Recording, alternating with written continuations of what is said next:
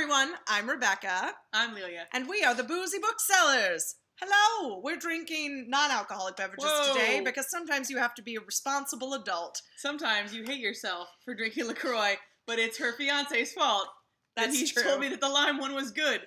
And it is. So we are going to share with you, over the next 2 videos, our best books of 2019. These are not all of our best books of 2019 because obviously that would take forever and ever and we just don't have the time. Also, we've talked about a lot of them before, so please see our previous videos for our other favorites. Also, I'm sorry, I realize that now I'm wearing Nat's gear in 3 subsequent videos. Don't apologize. But also, not even a little it's the baby shark with the World Series trophy. Who's mad? Yeah, it is. Nobody's mad.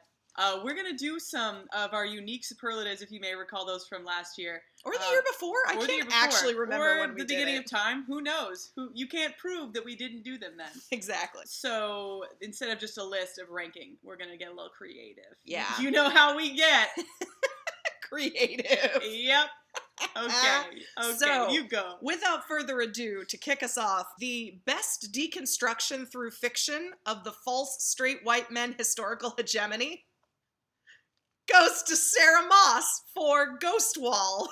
I'm starting off swinging, y'all. Wow. So some people in the world think that history in Europe was only populated by straight white guys, and that is not true. What? It's never been true. It's never the case. And it follows Sylvie, a young girl who has been raised by her survivalist father. He really buys into Iron Age Britain because in his mind that's real Britain, like before all of these people invaded and polluted Britain. Classic. Sounds racist to me, but sounds like racism. Sounds like racism. And it kind of deals with the collision of all of that class and history and racism and gender roles and myth in like 130 pages. And it is so good, and I read it in an afternoon.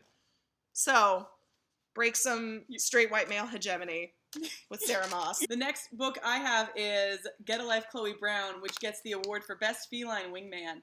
Goes to Smudge. Right here on the cover, you can see one of the main characters. Amazing. Smudge gets stuck in a tree in order to lure the 2 main characters into spending some fun time getting to know each other better because of their previously skewed views of each other. Turns out they actually are in love. Spoiler alert. That's Get a Life, Chloe Brown by Talia Hibbert. I listened to the audiobook and actually it was fantastic. So either pick it up or listen to the audiobook on Libro FM. Highly recommend. Thank you, Smudge. All of these will be linked down below.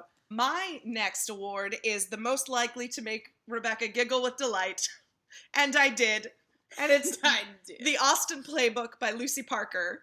And it is basically West End actress takes a job in a live-action mashup of all of Jane Austen's characters in a murder mystery that's a live televised event that the audience can pick the ending.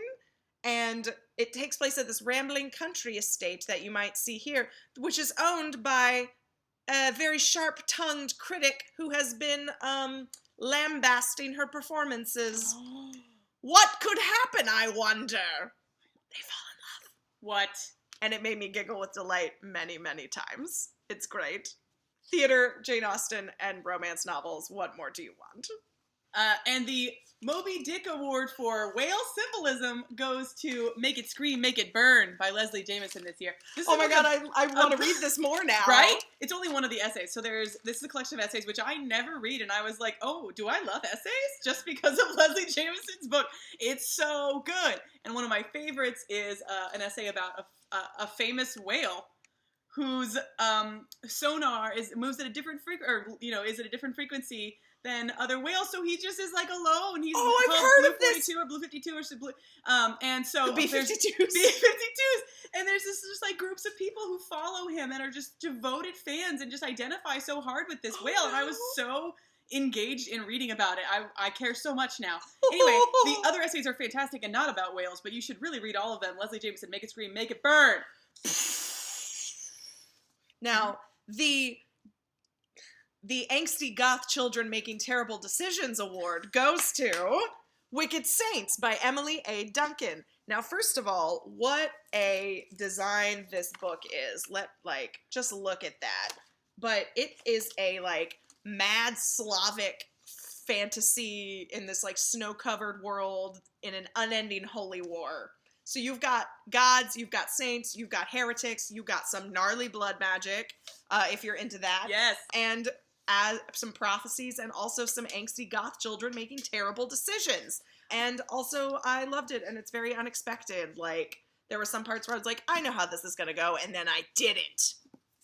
Which is, like, honestly the best thing you can say about a fantasy novel at this point. Like, but terrible goth children making terrible decisions. Terrible children. Angsty children making terrible decisions. Wicked Saints, Emily A. Duncan. Second one's coming out in April. The best use of phallic imagery on a book cover goes to King of the Mississippi by Mike Friedman.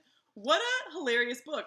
It is satire, and it is about toxic masculinity. And the knives on the cover do represent the two ridiculous men who are fighting for dominance in their professional field. And yeah, it is a delightful skewering of that whole thing. I desperately want this to be a real thing where, like, when two dudes are like measuring themselves, just like knives to come out of their heads. Yes. So thank you, Mike Friedman, King of the Mississippi. Pick it up. Yeah. Not just for the phallic imagery on Not the just for cover. that, no. And my last award is the most likely book for me to hate, but I listened to the audiobook and then actually ended up loving, was Normal People by Sally Rooney. Now, we don't have the actual book in the store, and this is an ARC, and the cover has changed drastically from ARC to cover. So I will, like, put the real cover in here somewhere.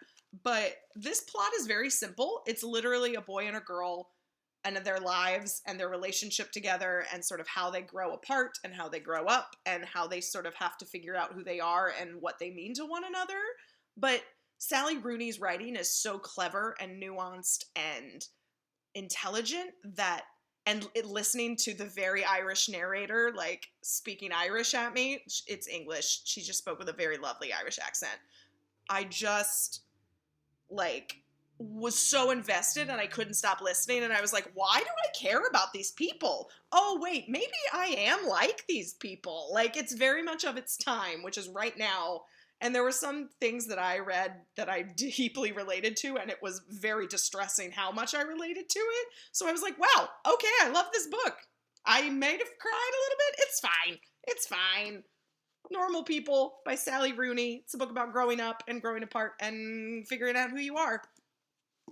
That's all? Yeah, I know, right? Which is also books that I actively try to avoid. You do. And look at I've me. seen you do it. Also short stories. Sorry. Yeah. I don't like short stories, guys. I'm sorry. It's a bummer. I try so much.